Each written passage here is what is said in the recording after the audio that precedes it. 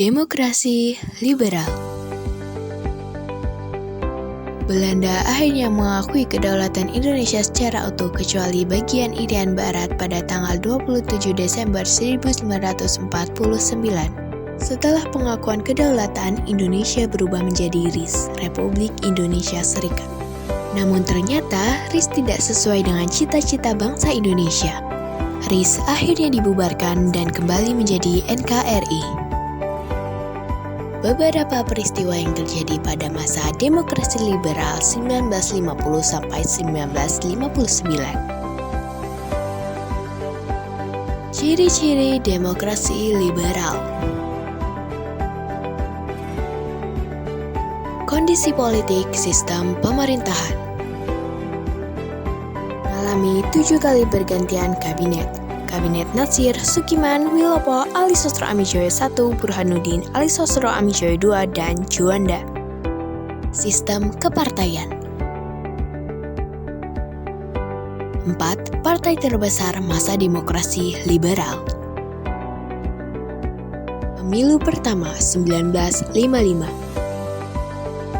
Tahap pertama untuk memilih anggota parlemen pada 20 September 1955 dan tahap kedua untuk memilih anggota Dewan Konstituante pada tanggal 15 Desember 1955. Kondisi ekonomi.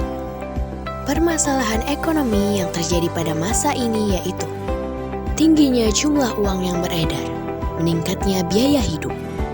Solusi dari permasalahan ini adalah dengan menerapkan kebijakan Gunting Syarifuddin, yaitu dengan memotong uang dengan nilai 5,0 ke atas hingga nilainya menjadi setengah. Kondisi sosial budaya bidang pendidikan. Konsep pendidikan umum dan teknik berbanding 3:1. Didirikan Akademi Oseanografi dan Akademi Research Laut. Bidang bahasa.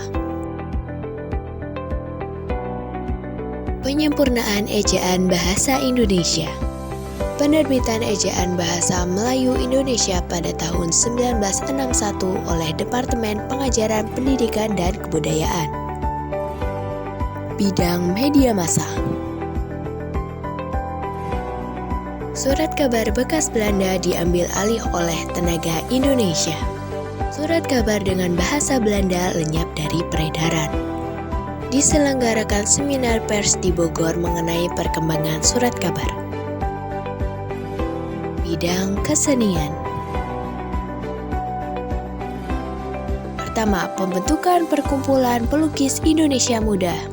Kedua, didirikan Akademi Seni Rupa Indonesia.